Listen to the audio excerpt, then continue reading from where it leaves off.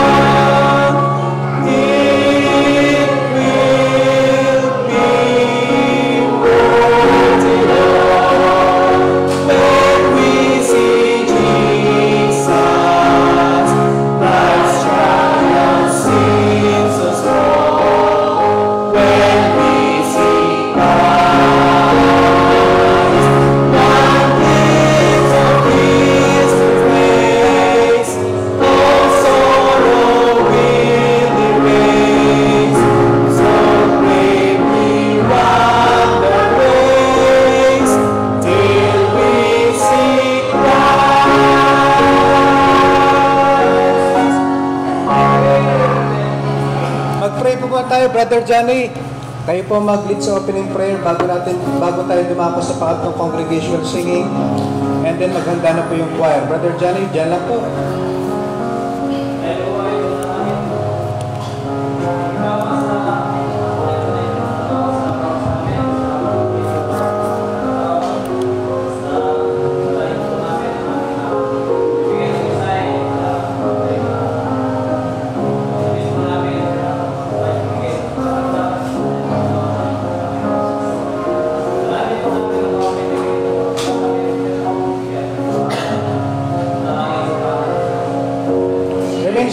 last congregational singing, then choir.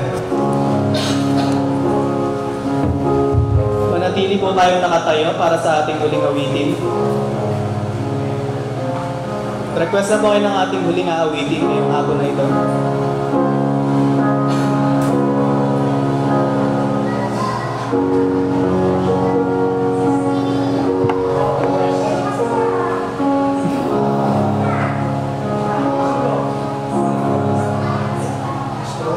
He's the one. Awitin po natin, He's the one.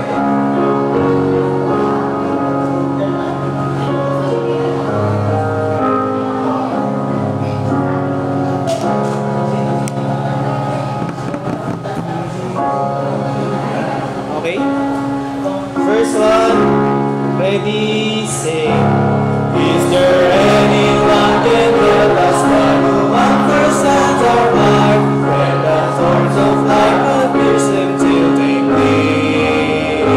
One who sympathizes with us, knowing what just love impart, just the very, very blessing that we need. Yes, there's one, only one, the blessed, blessed Jesus is the one.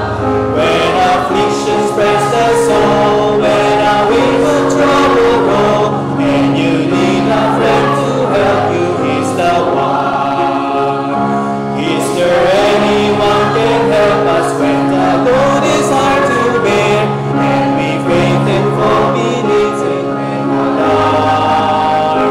Who in tenderness will leave us and the heavy burden share, and support us with an everlasting heart. Yes, there's one, only one, the blessed, blessed Jesus is the one. When afflictions press the soul, when a wave of trouble roll, and you need a friend to help you, He's the one. Is there anyone can help us, who can give us inner peace when his heart is burdened down with pain and woe? Who can speak the word of pardon that offers the sweet release, and whose blood can wash and make us white as snow? Yes, there's one, only one, the blessed, blessed Jesus is the one. When afflictions press the soul, when a waves of trouble roll, and you need a friend to help you, He's the one. Okay, maaari na po tayo makaupo.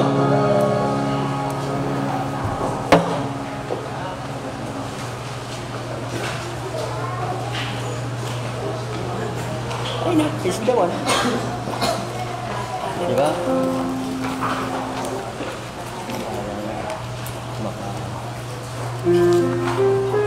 Diba?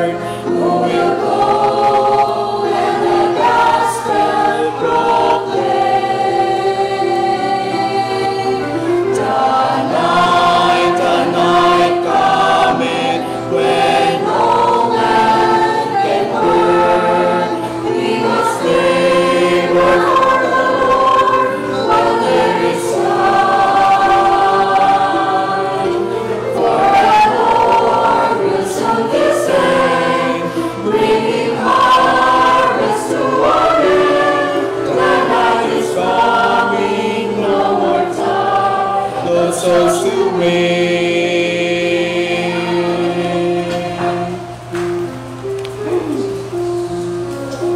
To the souls in darkness, Christ let see.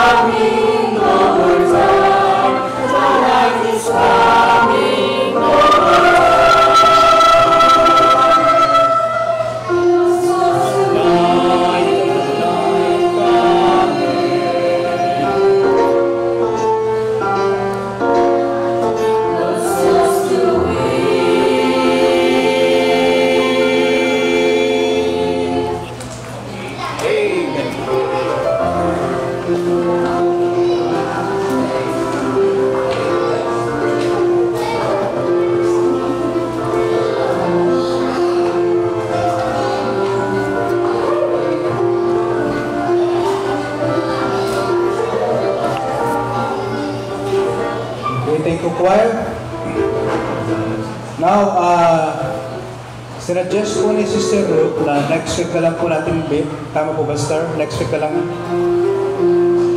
Next week lang natin kunin yung sum total. Yan, para masingil natin yung mga wala. Para makapaglista yung mga wala ho rito. And then, pag-usapan lang po natin some other time about sa strategy natin ng pag-disperse ng pera ng mission. Okay po? Now, para matagal po ang ating oras sa preaching of God's Word, hindi po tayo magtatagal mga kapatid. Gusto natin ng mahabang oras, makinig ng pinaka-importanting part po ng ating pong panambahan, the preaching of God's Word. Pastor Floyd, please, once again, challenge us with the preaching of God's Word. So, magandang hapon po muli. Para nakakantok po. Pag medyo nakakain po tayo ng masarap, talagang inaantok po tayo. Amen. So mamaya may kwan din po kami, may fellowship mamaya dun sa Llanera, dahil pagkatapos po talaga ng mga activities natin, medyo pagod, ay kailangang magkaroon ng konting tawag doon, ititreat natin yung ating mga sarili. Amen. So mamaya mayroong fellowship dun sa Change Life Bible Baptist Church. Okay po. So ilan po yung mga nanay dito? Pakitayo nga po yung mga nanay. Bilangin na lang po natin. Ayan. Mga nanay po, nanay. 1, 2, 3, 4, 5, 6. Ayan, okay po. So, salamat po. Kasi mayroon sana akong dadalhin regalo sa inyo, hindi umabot. So, next pa na lang po. Ibibigay na lang kay Ma'am Eunice. 5 po ba? 5? Ayan. Hindi kasama si nanay. Hindi, kan lang po. Okay po. Hindi kasali ang choir.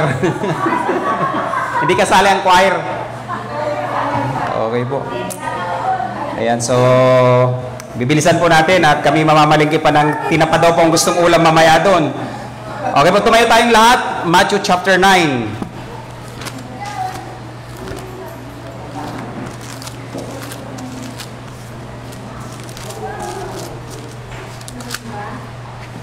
Basahin po natin Matthew chapter 9 sa beginning on verse 35 up to verse 38. Matthew chapter 9, 35 to 38 po. Okay po, sa verse 35, ready begin. And Jesus went out of the cities and villages, teaching in their synagogues, and preaching the gospel of the kingdom, and healing every sickness and every disease among the people. But when he saw the multitude, he was moved with compassion on them, because they fainted and were scattered abroad as sheep having no shepherd. Then saith he unto his disciples, The harvest truly is plenteous, but the laborers are few. Pray ye therefore the Lord of the harvest, that he will send forth laborers into his harvest. Amang Diyos na dakila sa lahat, salamat Panginoon sa mga salita mong ito, Panginoon, na patuloy po namin pag-aaralan. Tunay nga po na ikaw ang patuloy na mangusap sa amin, ikaw ang patuloy na humamon sa aming mga buhay, upang ang mga bagay na nais mo pong gawin po naming lahat ay masunod po namin, O Diyos. Nawa ikaw po ang siyang maluwalhati, Panginoon, sa aming buhay, at nawa makita mo kami na patuloy, Panginoon, na naglilingkod sa iyo ng may katapatan, habang ang buhay na ipinahiram mo po sa amin ay nasa amin, Panginoon. Tulungan mo po kami na maluwalhati ka sa patuloy na ginagawa po namin, O Diyos. Tanggapin mo po ang aming mga papurit, pasasalamat. Ito'y aming hinihiling sa tanging pangalan ng aming Panginoon at tagapagligtas na sa Jesus. Amen. Okay po. So, kalinsabay po na pinag-uusapan po natin na pagmamahal sa misyon, ang talagang puntos po natin dito ay yung pagmamahal sa kaluluwa. Na ang kaluluwa ay muling maibalik sa kanyang manlilikha. Okay, so pag-uusapan po natin, a passion for souls. Malimit, napapakinggan na po natin to. Marami na pong mga pastor ang talagang nangaral patungkol po sa topic na ito, yung pagmamahal sa kaluluwa. Ang Biblia po ay aklat na punong-puno ng kahulugan at mga pagpapala sa maraming meanings. Itong Biblia, maraming mga pagpapala na nakasulat po dito. Gayunpaman, may mga talata po na medyo disturbing, medyo nakakatakot. Kagaya po ng matutunghayan po natin dun sa aklat ng mga awit 142 verse 4. Tinuran po dito, nasabi po dito, no man cared for my soul. Na walang tao na nag-ingat, nagpahalaga sa aking kaluluwa. Medyo nakakagulo po itong talatang ito sa ating mga kaisipan kung bibigyan natin ng pansin. Dahil naniniwala tayo na maraming tao sa ngayon ang walang nag-iingat talaga o nagpapahalaga sa kanila. Amen? Kaya tinan nyo na, pag naglalakbay po tayo, pag nasa labas po tayo, nakakaawa ang mga tao na hindi nakakilala sa ating Panginoon. Bagamat nakikita natin na sila'y nag-i-enjoy sa mga bagay na narito sa lupa. Ganun din dati yung ating sitwasyon. Wala tayong pag-asa para pupunta tayo sa kalangitan. Salamat dun nga sa mga tinawag, sa mga nagpahalaga sa ating kaluluwa. Na kung tutusin, sino tayo? Amen? Yung mga bata po kanina dito, ganun yung mga taga-boske. Darating sa magang-maga, nakasakay sila ng hand tractor, maglalakad. Pag may duman hand tractor, makikisakay po sila, pupunta sa simbahan. Tinatanong ko kanina, kumain na kayo? Hindi pa. At soft drinks kaagad ang hinahanap. Sabi ko, hindi pa kayo kumain. Okay po, so, ganun ang itsura. Na kung titingnan natin, para bang walang pag-asa. Sino sila na pag-aksayahan natin ng panahon? Last year po nung nagpandemya, talagang pinuntahan po natin yung mga lugar na malalayo doon sa Llanera. Yung hindi tayo nakikita ng mga otoridad dahil bawal po yung mga pagtitipon. Kaya pinuntahan natin yung mga malalayo. Nandun yung mga kababayan natin na talagang hikahos sa buhay. Medyo hindi pa nakakaawa na naghihirap sila dito sa lupa. Ang mas nakakaawa ay yung kaparusahan na patutunguhan nila kung hindi na bahaginan ng salita ng Diyos. Salamat dun sa mga bata sa kanilang murang kaisipan na meron na silang pag-asa. Dahil tinanggap nila ang Panginoong Jesus, may katiyakan na pupunta sila sa langit. Amen? A passion for souls. Kaya po lang yung hindi lugi yung mga ginagawa po natin. Darating ang panahon, yung mga batang yan ay lalaki at sila ang magiging future ng ating mga iglesia. Sila ang kinabukasan. Kasi nga, tatanda tayo, magkakaedad. Amen? Kung walang mga batang yan, hindi magpapatuloy ang gawain. So, dapat meron po talagang nagkikare. Mayroong nagpapahalaga sa kanila. Salamat at may mga nagpipray sa kanila. Alam niyo po, kung walang magsasabi sa kanila patungkol kay Jesus, kung walang mag-aakay sa kanila, lalaki ang mga batang yan na malayo sa ating Panginoong Jesus. Maraming Kristiyano ligtas, hindi na pupunta sa impyerno, kundi patungo na sa langit. Pero alam niyo po, maraming mananampalataya walang pakialam sa kaluluwa ng mga taong papatungong impyerno. Kaya nga, sana po yung tibok ng puso natin ay nandun sa mga taong hindi pa nakakilala. Mapalad tayo na nakakilala na. Amen? Masaya tayo na pupunta tayo sa langit. Pero anong damdamin meron tayo kung tayo'y pupunta na sa langit, samantalang napakaraming tao ang pupunta sa impyerno?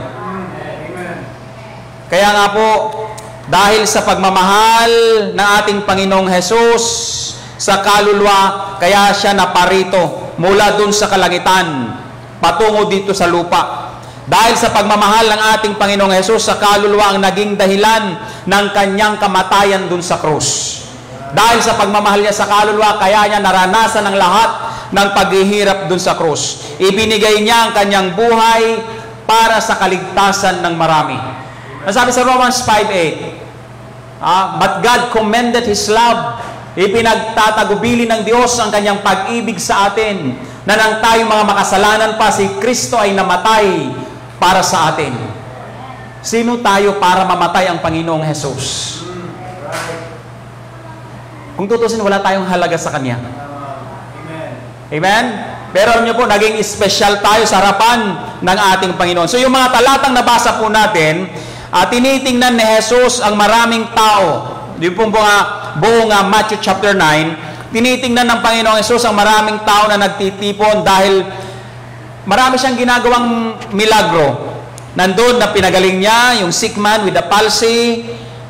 Nandun na na-meet niya yung tax collector, si Matthew, at sinabing sumunod sa kanya. Nandun din si Jairus na lumapit sa kanya, isang ruler, at inanyayahan siya dahil yung kanyang anak ay nag-aagaw buhay.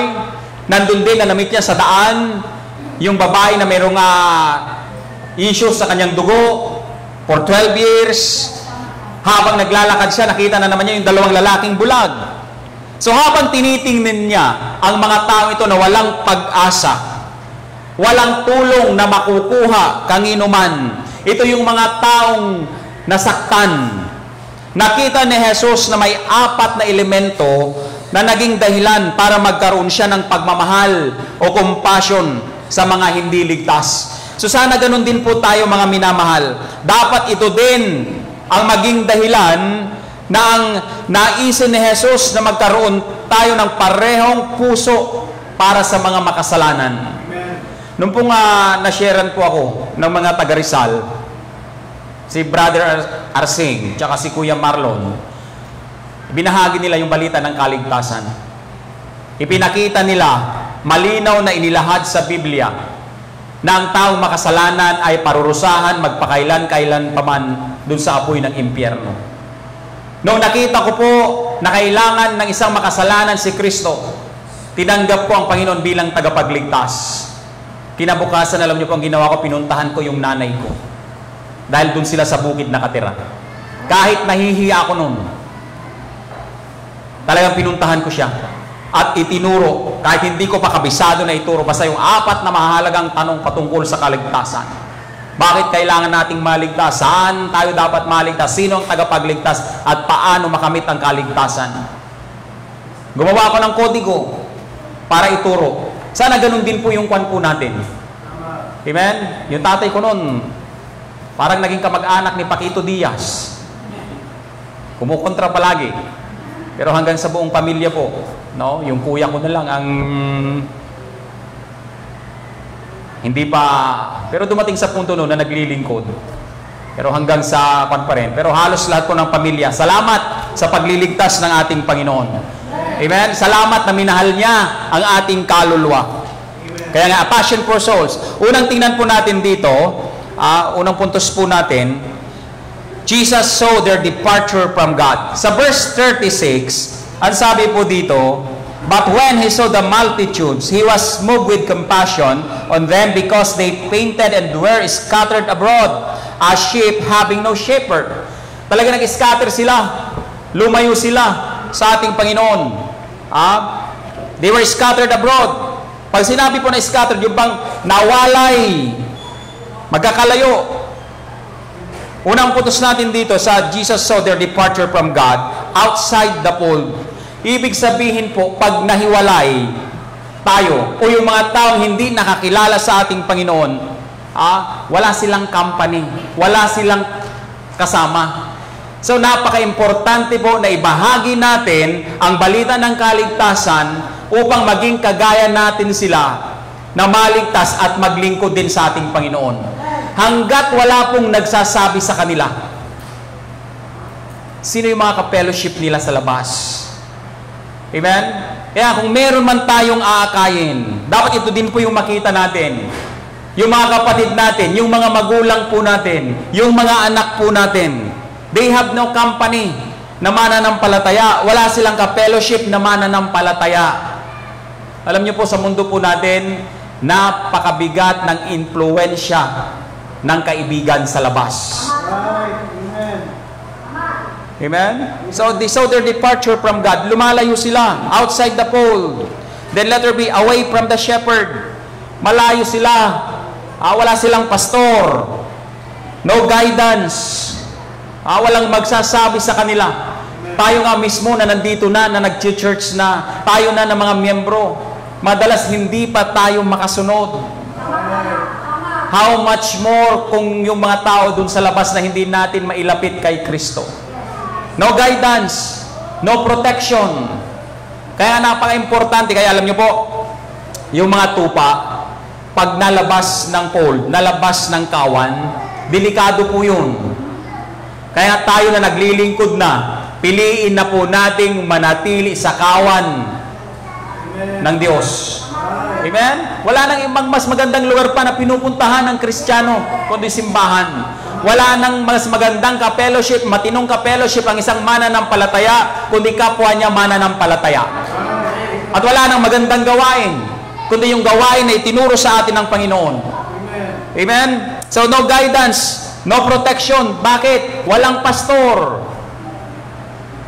Pag walang pastor, talagang mawawasak ang buhay nating lahat. Salamat na merong nangunguna sa atin. Salamat na merong nananalangin para sa atin. Salamat at merong ibinigay ang buhay sa atin. Amen? Hindi lang outside the fold, away from the shepherd, letter C, away from home. Yung mga tao sa labas, wala silang tahanan talagang tiyak. Amen? Salamat at meron tayong spiritual family. Salamat at meron tayong spiritual home.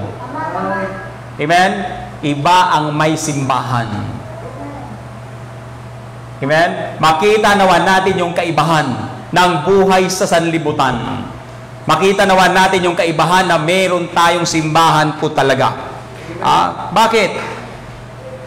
Pag wala kang spiritual home, no comfort. Amen? Saan ka makakuha ng comfort? Sa sanlibutan, wala po yun. Walang kapahingahan. Nakakapagod po ang buhay sa labas. Amen? Walang rest. Kasi nga, ang buhay sa sanlibutan, competition. Amen? Dito, hindi tayo nagko-compete. Ang buhay lang dito, patapatan. Amen? Hindi man papugian, hindi man padamihan ng pera ang paglilingkod. Patapatan. Okay po, so away from home, no comfort or rest. Then letter D, away from where they ought to be. Yung mga wala, yung hindi madadala sa simbahan, yung mga hindi matuturuan, sila'y nandun sa lugar, malayo sa lugar na dapat nilang kalagyan. Napakaganda po ng isang Kristiyano, nag-aakay ng kanyang magiging kapwa mananampalataya at dito tayo lalagi sa tahanan ng Panginoon. Amen? Kasi yun lang ang pleasure dapat ng isang Kristiyano. Amen? Kaya nga, napakahalaga, napakaganda na mahalin ang kaluluwa ng mga tao. Masaya na marami. Amen? Kahapon po sa Llanera, binibilang nila, nasa 310. Sabi mo, 300 hanggang sa tabas, andun. Kaya lang, yung mga, sabi ko, mas maganda yatang mag-catering tayo sa susunod, sabi ko. Kasi halos karamihan ng mga miyembro, nandun naman nagluluto. Hindi man nakikinig. Kaya dapat pala, pagkuhan nyo pala, Pastor, pag missions conference nyo, kami ang maghahanda dyan. Kami ang, ako, si Tito Mike, ang platoon leader dyan. Para lahat ng mga miyembro nandito. Diba? Para nakikinig. O pag kami naman doon, kayo naman ang magbubuan doon.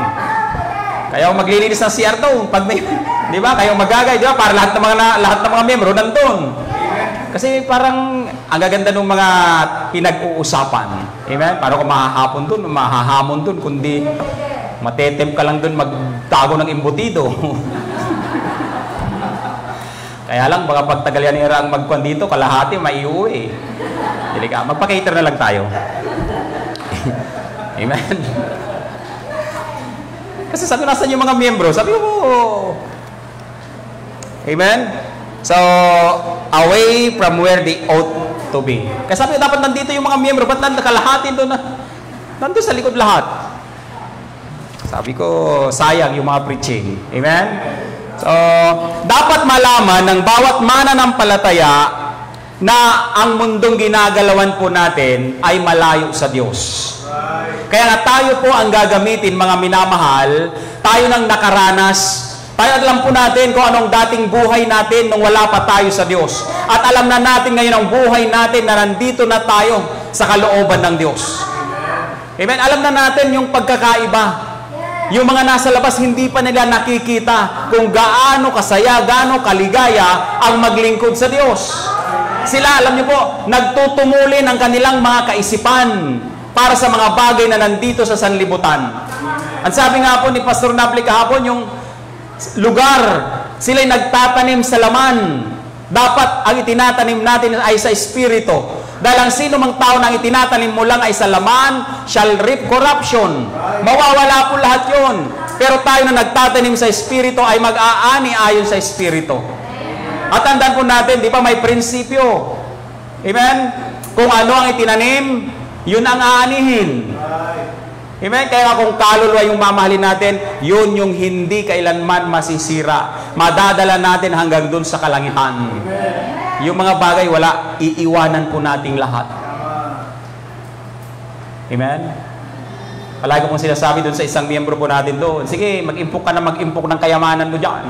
Pag namatay ka, mag-aasawa ulit yung mister mo, yung misis mo. At silang dalawang mag-i-enjoy sa mundong ito. Okay po? So malayo ang mundo sa kalooban ng Diyos. Marami ang walang tamang relasyon sa Diyos. Ganon din po tayo. Hindi maayos yung relasyon natin dati sa Diyos. Malayo yung kalooban natin sa Diyos. Salamat at nakakilala tayo. Salamat sa mga nag-akay ng kaluluwa. So ang gagawin din po natin, alam niyo po, napakasaya. Dati alam ko pantasya lang yung mga nangyayari na merong isang mag-asawa, nag-ampun sila ng isang basabulerong bata, pinalaki nila, ininvest nila ang kanilang buhay, hanggang sa yung buhay ng batang ito ay mabago, naging matagumpay na tao. Napakagandang tingnan. Pero alam niyo po tayo, pag tayo'y nakapag-produce ng ating kapwa Kristiyano, hindi lang mananatili sa mundong ito yung kaligayahan. Hanggang dun sa langit, kikilalanin nila yung mga ginawa po natin. Napakaganda na magsakripisyo tayo sa ating kapwa-tao. Na ang purpose natin, hindi lang dun sa material na bagay, kundi sa mga spiritual na kalagayan para sa kanila.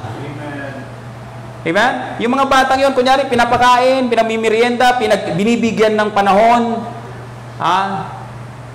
Darating po yung panahon, mag-aani ang iglesyang ito. Mas malaking pakinabang. So, ang mabuting pastol, alam nyo po, ay hinahanap ang mga nawawalang tupa. Salamat at may mga miyembro dito na naghahanap ng mga tuturuang bata. Salamat at may mga miyembro ang simbahang ito na nanalangin sa kanila. Salamat sa mga miyembrong ito na nag-provide ng mga pangangailangan para sa pagtuturo ng mga bata. Dati po, yung mga outreaches doon, puro bata. Halos, kung titingnan mo, para bang kailan tayo makikinabang sa mga batang ito? Maliliit. Walang mga tsinelas. Hindi naliligo. Hindi talaga kumakain. Dahil meron po kami isang barangay talaga doon na talagang mahirap ang buhay. Halos 1 taon, magdadalawang taon, pinupuntahan, ipinapanalangin sila, tinuturuan. Minsan dumating 1 linggo, naglakad sila. Hindi i-invite. Sabi, sa susunod na panahon, pupunta kayo dun sa bayan. Naglakad po sila. Dumating sila. Amen? So, pinicture, binila ko 15. Pambihira, sabi ko. 15 sila na naglakad. Sabi lang, Pastor, ang hirap lumakad. Sabi ko, mas mahirap ka akong gumapang. Siyempre, pag ginapang na, tapos na service, bago sila dumating. At least, mas malang maglakad. Isang kaligayahan sa bawat mananampalataya na merong pagmamahal sa kaluluwa na makita na may mga kaluluwa o mga tao lumalapit sa Diyos. Amen? Nakakagalak. Yung bang talagang nandun yung lubos. Daig mo pang nanalo sa wedding. Sino ba nanalo ng wedding dito? Iba yung damdamin. Opo, iba talaga yung kaligayahan na may nakikita tayo kahit, di ba sa langit nga, isang kaluluwa lang ang nagsisi at bumalik sa ating Panginoon, buong kalangitan ay nagsasaya. How much more kung ilang bata, kung 7, 8 bata, ang nabago ang kanilang buhay at nanumbalik sa ating Panginoon. Jesus saw their departure from God. Huwag po nating hayaan na ang bawat kakilala, bawat makita po natin ay lumayo, mag-depart sa kalooban ng Diyos. Amen? Parang ayaw niyo pumayag. Napakaraming tao po talaga Buti na lang tayo, kaluluwang hinahanap natin. Ngayon, napakaraming tao ang hinahanap, botante. Saan namin pupuntahan? Bawat bahay pinupuntahan. Bawat ganun din tayo kasigasig.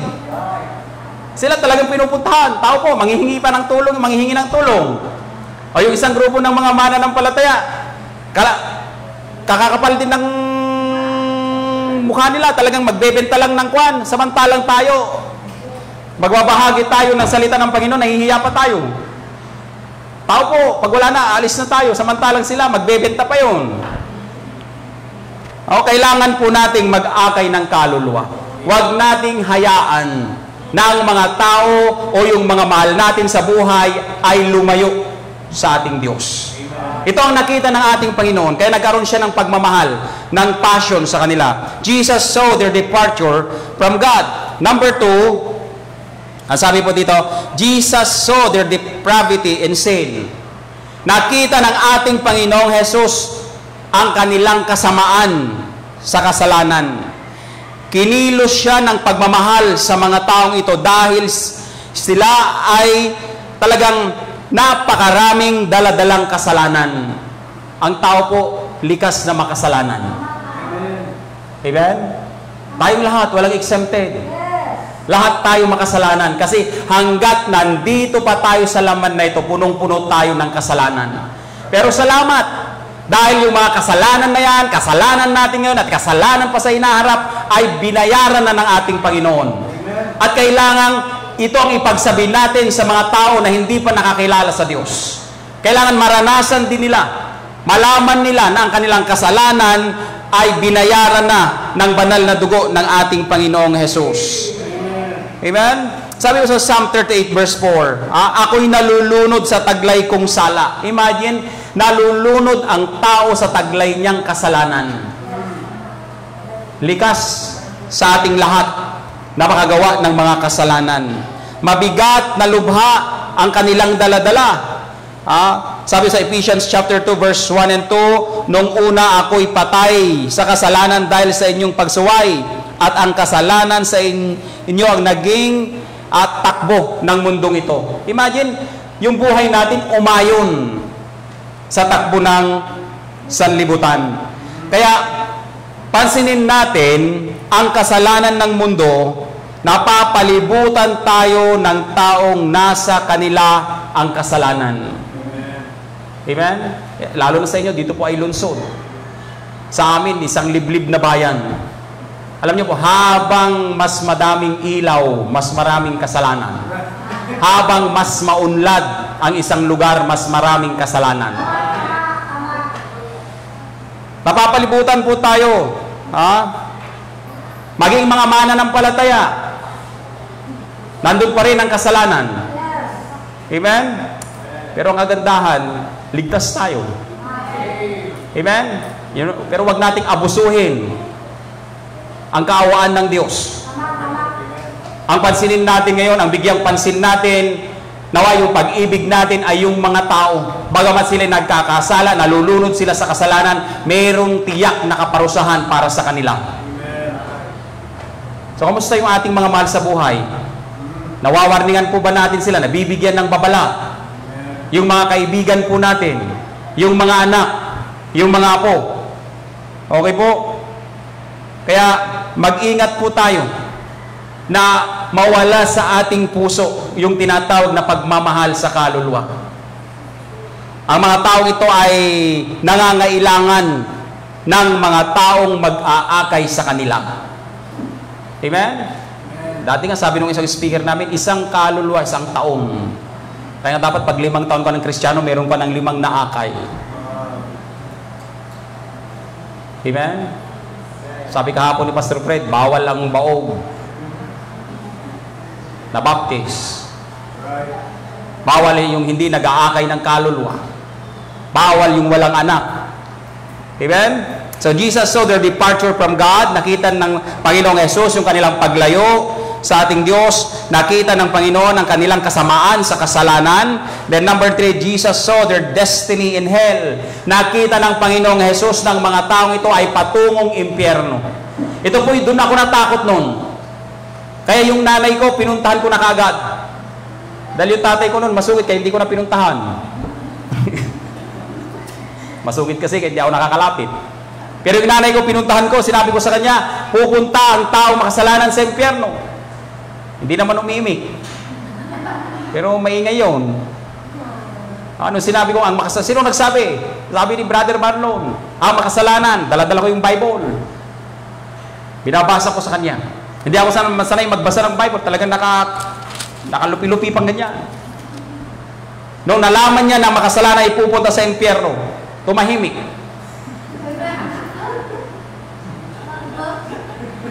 Salamat at nakakilala sa ating Panginoon. Jesus saw their destiny in hell. Dapat yun din ang makita po natin. Huwag tayo maging kampante. Amen? Nakakalungkot. Sabi nga ni Pastor Jojo noon, ang langit at impyerno ay magkatapat lang. Kasi yung rich man tsaka si Lazarus, tanaw niya. Pakita natin yung mahal natin sa buhay na nandun sa impyerno. Buti sana kung biyanan mo lang nandun. Bawing-bawi. Bawing-bawi. Ay, hindi. Ha? Napunta na naman sa biyanan. Ito po ang nakita. Imagine yung kung may anak po tayo na patungong impyerno. Kung may kapatid tayo na patungong impyerno. Kaya nga alam niyo po, pag may namamatay, talagang umiiyak talaga sila. Bakit sila umiiyak? Dahil hindi nila alam kung saan patungo yung kanilang mga mahal sa buhay. Samantalang tayo, naranasan nating mga mananampalataya na magkaroon ng mga namatay na mga mahal sa buhay. Di ba? Nagtatawanan ako minsan, reunion. Dahil meron tayong pag-asa. Tayo lang ang mga mananampalataya na pinag-usapan ng kamatayan na hindi tayo natatakot.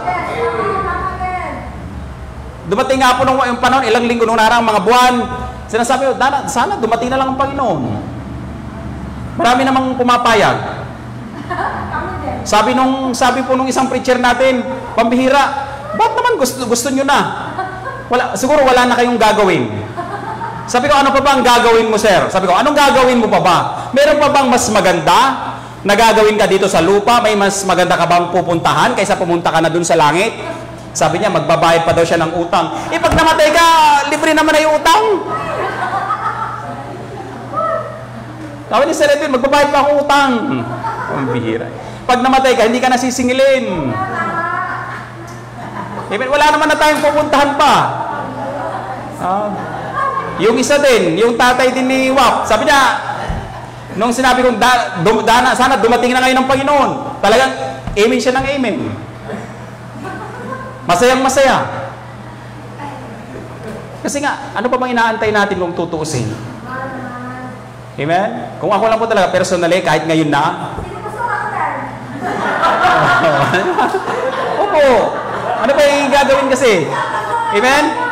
Sabi ng mga miyembro, Pastor, wag pa naman ngayon. Bakit? Anong dahilan na ayaw mo pa? Hindi ko pa naaakay yung mga magulang ko. Ano bang dahilan? Napakahabang panahon na di mo pa inaakay. Amen? Bakit hindi pa inaakay? Kaya nga alam niyo po, sana mamaya na. Amen? Totoo po talaga. Amen? Jesus saw their destiny in hell. Amen? So habang may pagkakataon, ipanalangin na natin yung mga mahal natin sa buhay. Baka pag nandun tayo sa langit, although sinabi doon na walang kalungkutan, pero pag nakita mo yung mahal mo sa buhay doon, na naghihirap sa apoy ng impyerno, okay lang yung biyanan, nakala ko pinipritong ararawan doon, gaganon-ganon siya.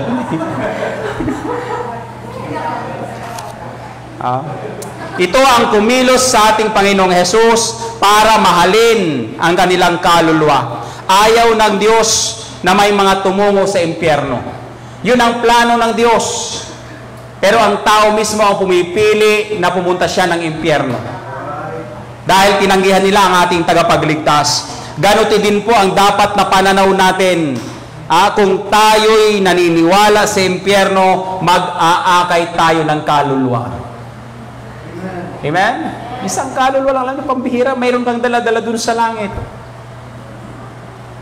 Diba sinabi ng Apostol Pablo, kayo ang aking korona. Kayo ang aking kaligayahan. Dahil mismo ang ibang tao, alam niyo po, si Lazarus nga, di ba, nandun na siya mismo sa impyerno. Gusto na niyang mag-akay ng kaluluwa. Amen? Dahil anong sinabi niya doon sa Luke 16? Papuntahin mo, sabi niya, magsugo ka sa bahay ng aking mga kapatid. Kasi baka pumunta sila rito at sila'y magdusa. Yun ang pakiusap ni Lazarus. Amen? Nandun na yun sa impyerno. Samantalang tayo po, ito yung nakakaligtaan natin.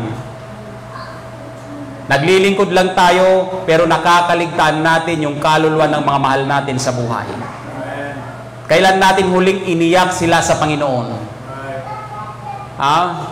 Kailan natin ninais na ibahagi yung kaligtasan sa kanila? Napakaraming tao na papunta sa impyerno. Kaya kahit minsan gusto na naming huminto, napapagod. Minsan nga po yung mainit noon. Ito naman, sabi na naman si Redwin. Sa Luwiring tayo, may time noon na mainit. 2 years ago, 3 years ago, napakainit ng panahon. Yung gusto na sinasabing wasak na yung ating ozone layer, napakainit. Para mag-akay tayo ng kaluluwa. Sabi na naman ni si Redwin, hayaan na natin silang may impyerno. Hayaan na natin sila, bahala na sila. So, kahit napapagod na po tayo, kahit mayroong virus, amen? Magtuturo pa rin tayo ng mga kaluluwa. Mag-aakay pa rin tayo ng mga bata. Ilalapit pa rin natin ang mga tao sa ating Panginoon. Amen? Para piliin din nilang maglingkod. Jesus saw their destiny in hell. Totoo po ang impyerno. Amen? Salamat sa simbahang ito na patuloy na nangangaral na ang kaligtasan ay sa pananampalataya. Salamat sa simbahang ito na patuloy na ipinapangaral na ang langit ay totoo, ang impyerno ay totoo, na dapat magalit tayo sa kasalanan, na ang business ng simbahan ay pag-aakay ng kaluluwa. Okay po, number 4, last po. Jesus saw their despair without shepherd. Nakita ng Panginoon yung kanilang kalungkutan pag walang pastor. Maraming mga tao, alam niyo po, wala silang spiritual leader. Wala silang pastor. Alam niyo po ba ang pagpapala ng iglesia at mga ligtas? Yung meron silang pastor na nangunguna sa kanila. Tinuturuan tayo kung paano manalangin. Tinuturuan tayo ng tamang pakikipag-ugnayan sa isa't isa. Itinuturo sa atin kung saan natin makukuha ang tunay na kapayapaan, kaligayahan, kapahingaan, at kasapatan. Ito ang hindi alam ng mundo. Kaya nga ang tao patuloy siyang nandoon, nakapokus ang kanyang pananaw sa sanlibutan. Dahil ang alam niyang magbibigay sa kanya ng kasapatan at katagumpayan ay sa sanlibutan. Pero oras na malaman ng tao na mayroong tunay na nagmahal sa kanya, mayroong nagbayad ng kanyang mga kasalanan, mayroong tumubos sa kanya dun sa apoy ng impyerno, dito niya matatagpuan ang tunay na kapayapaan, kaligayahan sa piling ng ating Panginoon. Mararanasan po nila yung mga nararanasan natin sa ngayon. Amen? So napakasaya. Kaya nga ang tao na nag-aakay ng kaluluwa, kahit iniiyak natin yan, talagang walang pag-aalinlangan na nasa atin ang tunay na kaligayahan. Ang tungkulin natin ay ipagsabi si Jesus. Ang puso natin ay dapat may kalungkutan sa mga hindi pa nakakilala sa ating Panginoong Jesus. Nalulungkot dapat tayo na may mga hindi ligtas, especially yung mga mahal natin sa buhay. Amen? Joke lang po yung biyanan na sinasabi ko kanina, ha? Dapat na, kasi hindi ko po naranasan na magkaroon ng biyanan. Patay na po nun yung mga magulang ni Ma'am Wena. Kaya lungkot na lungkot po ako. Para akong si Adan, walang biyanan. Kasi kung may biyanan po ako, siguro baka binigyan niya ako ng 1 hektarya. Kaya tuloy nawala. Alam niyo po, ang ginawa ng ating Panginoong Jesus, number 5, meron pa palang number 5. Jesus sent His disciples to make a difference. Jesus sent His disciples to make a difference. Inihayo niya, isinend niya yung kanyang mga disipulo para makagawa ng mga kakaibang bagay. Tayo din po, alam niyo po, pag tayo'y humahayo, makakagawa tayo ng mga kakaibang bagay. Amen? Kakaiba yung pag-aakay ng kaluluwa. Sa lahat po ng gawain, ito po yung pinakamahalaga. So may tatlong responsibilidad na inilagay ang Diyos sa ating mga balikat. Una, sabi po dito, visualize. Dapat makita natin ang mga aanihin. At nag-aantay sila para maani. Hindi tayo makakaani, alam niyo po, kung hindi tayo lulusong. Amen? Kung hindi natin makikita. Amen. Kaya nga dapat, alam niyo po, makita natin, i-visualize natin, ang daming mga bata, napakaraming mga bata, napakaraming mga tao, napakaraming mga patungo sa impyerno. Okay po? So number 2, agonize. Ano po ibig sabihin ng agonize? Yung bang iiyak natin, pray ye therefore, ipanalangin natin, ito ay tawag na magkaroon tayo ng kalungkutan at magkaroon tayo ng kabigatan para sa kanila. Manalangin para makita natin ang kahalagahan ng kaluluwa. Sabi po kaninang umaga, hanggat hindi natin ipinapanalangin ang isang tao, hindi natin sila mamahalin. Pag may nakita kang kunyari, 5 bata dun sa kanto na palagi, pag may dadaan ka doon, magkakaroon ka ng burden kung ipapanalangin mo sila. Sana, Panginoon, isang araw, balikan ko itong mga batang to at turuan. Amen? Agonize. Then, number 3, evangelize. Hindi sapat na makita natin ng mga pangangailangan. Hindi sapat na ipanalangin lang sila. Magkaroon po tayo ng concern. Ninais ni Jesus na magpatotoo tayo. Maging fishers of men po tayo. Puntahan natin sila. Abutin natin sila. Kasi hanggat hindi po natin sila naaabot, wala tayong magagawang kakaiba. Amen? Parang sayang lang, palagi sinasabi nung isang mga relat, ano-anong silbi na nag-i-exist tayo bilang Kristiyano kung hindi tayo makakagawa ng mga kakaibang bagay? Ano ang espesyal na pwede nating gawin sa Diyos? Kung paano tayong itrinato ng Diyos na espesyal, dapat ganun din ang pagtrato natin sa kanyang gawain. Amen? So sa pagtatapos po natin, ano ang mga ginagawa natin para ang mga tao ay hindi mapunta ng impyerno? Magkaroon po tayo ng pagmamahal sa kanila. Mag-invest tayo ng pagmamahal sa kanila. Ang plano ng Diyos ay ang bawat isa ay idala ang mabuting balita sa lahat. Ang trabaho natin ay ang pinakadakila sa mundong ito. Amen? Hindi yung maging presidente ng Pilipinas. So, mahalaga yun na naging presidente ka ng Pilipinas. Hindi naging punong bayan ka ng isang lungsod. Amen? Ang pinakamahalagang trabaho, ang pinakadakilang trabaho ay yung mag-akay tayo ng kaluluwa. Alam niyo po yung mga politiko, sabi nila minsan, ang paboritong awitin daw nila, minahal akong minsan. Kasi minsan lang eh. Minahal lang sila, tapos na. Walang gloria, losing glory. Amen? Pagkatapos na ng term nila, wala na. Ganon din yung mga artista. Kasikatan, wala na. Yung mga sikat na basketball player, kinikilala ng kanilang kapanahunan, sa ngayon, wala na.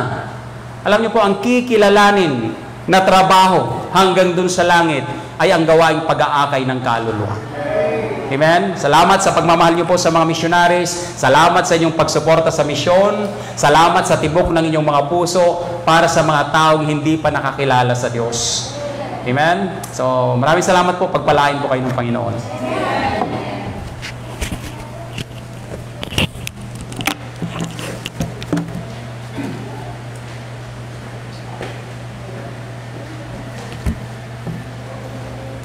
Tayo po tayong lahat at tayo po yumuko. Tayo po ay magre-respond sa hamon sa ating ngayong tanghali po nito. A passion for soul. Habang tayo po ay nakayuko, habang tayo po ay nakapikit, habang tumutugtog po ang piano mga kapatid, kailangan natin maunawaan ngayong hapon po nito kung paano ang Panginoon mag-isip. Paano niya nakita ang mga tao, paano siya nakaramdam. Tanong kita kapatid, ano po, ang naramdaman ba ng Panginoon ay parehas din ba ng pakiramdam mo ngayon sa kaluluwa? We are trying our best to be Christ-like. Kaya kung ang ating Panginoon ay may pag-ibig sa kaluluwa, dapat may pag-ibig ang kanyang anak. Kung ang Panginoon ay nakita niya yung mga kaluluwa, yung pangangailangan, nawa makita natin pangangailangan ng kaluluwa. He was moved with compassion, mga kapatid.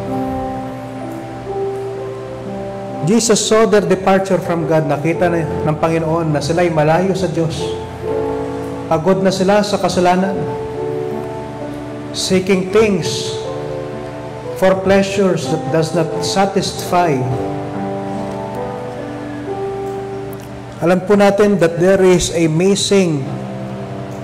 merong isang gap na hindi po napupunan ng kahit ano paman ang tao.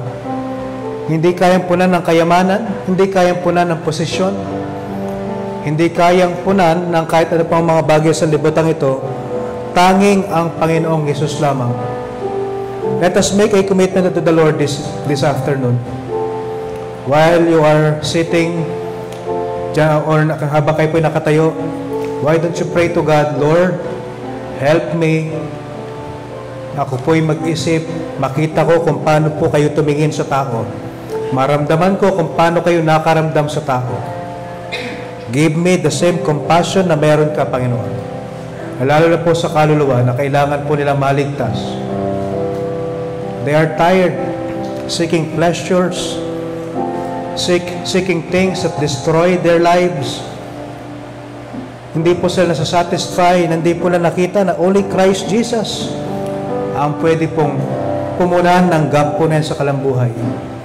Heavenly Father, salamat po sa inyong mensahe. Bigyan po muli kami ng pag-ibig sa tao. Una, mahalin ka po namin. And to love our neighbors as ourselves. Na ito po magdudulot ng pag-ibig namin sa kanila, bagamat kuminsan kami po may mga tao that seems annoying sa aming mga paningin, pero hindi po na nakita yung mas malalim na kadahilanan na sila rin po ay kaluluwa na kailangan ng tagapagligtas. Salamat po sa inyong ginamit na hamon ngayong tanghali po nito through Pastor Freud to remind us to have passion for souls. Ngayong tanghali po ito, Panginoon, about sa amin na nakarinig po ito, dalangin ko. Ang sinasabi po sa inyong salita that your word shall not return unto you void. Alam ko po na ito po ay nag-minister sa amin ng pagpapala, prinsipyo, katotohanan mula po sa inyong salita. Nawa ito po ay manatili sa puso ng mga bawat Kristiyano. Ito po ay aming pagwawakas, Panginoon. Nagpapasalamat kami sa inyong kaputihan, kadakilan at sa kaligtasan. Help us na hindi po sa amin matigil ang kaligtasan namin tinanggap. In this we ask in Christ's most precious name I pray. Amen. Habang tayo nakatayo mga kapatid, why don't we sing A Passion for Soul? Only the first stanza and the chorus. Kailangan po natin to, church. Magkaroon tayo ng puso sa mga kaluluwa. Amen? Let's sing this, A Passion for Souls, kung meron po dyan sa atin pong screen, only the first and the chorus.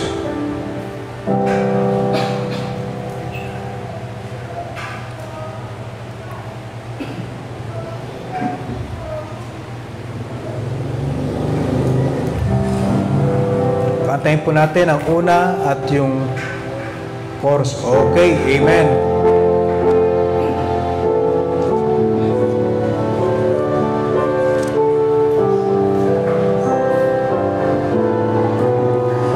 Sing with me on the first stanza. Sing.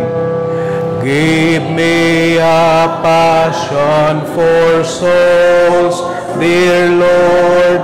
at passion to save the lost. Oh, that thy love were by all adored and welcome but any cause. Jesus, I long to be winning men who are lost and constantly sinning. Oh, may this heart be one of beginning the story of pardon to tell. Amen. Praise God for that. Tayo po'y manatili nakatayo at tayo po'y magkaroon ng Sunday afternoon offering. Tawagin po natin si Brother Jaloid saka si Rojan to pass the offering bags. Tayo po'y mag-pray. Let's pray for our Sunday afternoon offering. Mr. Phoebes, may practice pa sila ng choir maya. O pahinga daw muna choir. Okay, tayo po'y mag-pray. Heavenly Father, salamat po sa mensahe. Salamat din po sa araw po na inyong binigay sa amin upang kami po ay magkaroon ng renewal of our faith promise commitment. May bless the giver and the giver as we have our Sunday afternoon offering. In this I ask in Christ's name I pray. Amen.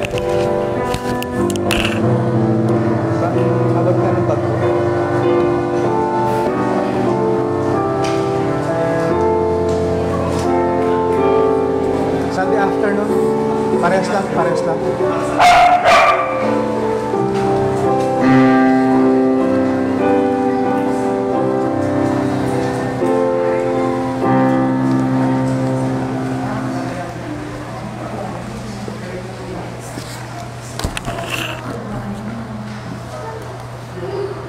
Okay.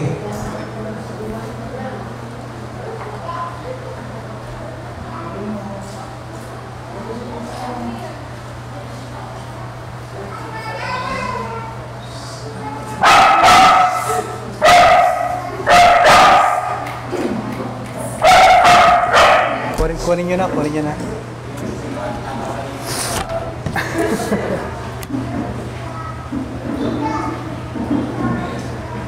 Okay, tayo pupunta sa konting recognition mga kapatid.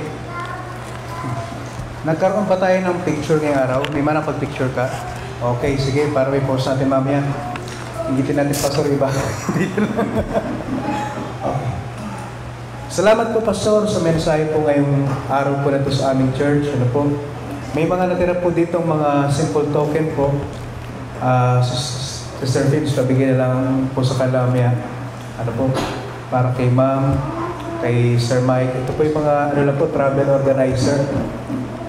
Marami po kasi kami prepare para sa mga pastor's wife. Marami din po natira. And sige po, tala po kayo dito sa harap po. Kayo mga galing po sa lahat, tanto po kayo sir. Harap po. And Sister Phoebes, pabigay lang sa kalan. Tapos magbigay ka pa ng dalawa para kay Sister Wap sa kay Brother Franklin. Yan. May ma-picture.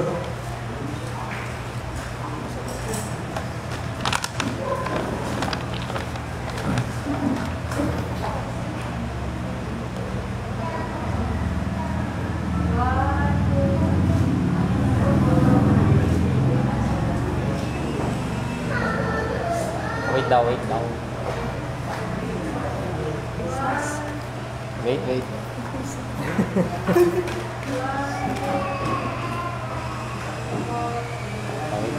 Pastor, maiwan po kay Pastor. Salamat po, Pastor, sa inyong pagpagamon sa amin ngayong araw po. Thank you po. And may mga picture kami ni Pastor.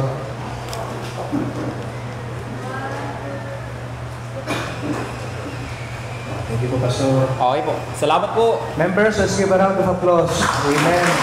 Nakatapos tayo po sa ating pong renewal of our faith promise offering. Tayo po ay tumayo na at tayo po ay mag-close na sa panalangin. Yan. Tayo po ay next Sunday magbibilangan ng mga karagdagan pang commitment. Dahil nag-goal tayo na marami po mga missionaries ang masuportahan ng ating pong church. Amen? Okay, let's bow our heads, close our eyes, and let's pray. Heavenly Father, O Lord, salamat po sa inyo pong ginawa mga dakilang bagay ngayong maghapon po nito sa pananampahan. Sa lahat po na aming ginawa, nawa ito po yung bigay ng kapurihan at kalawalatian po sa inyo, Ama. Thank you for all the messages na ito po ay magamit sa aming mga buhay as a challenge na that we may always pursue Christ in our lives. Mas lalo po kami lumapit pa at mas lalo po kayong gumawa through us and in us. Ito na po kami sa dinadalangin, Panginoon. Salamat po for the victory of our faith promise renewal. Ito na po kami sinasama dinadalangin ng buong pagpapakuba sa matamis at matibay na pangalan ni Jesus. Amen. Maraming salamat mga kapatid. Tapos po tayo ngayong araw. May God bless you all. And next Sunday, magbibilangan pa po tayo ng mga commitment po natin para po sa ating faith promise offering.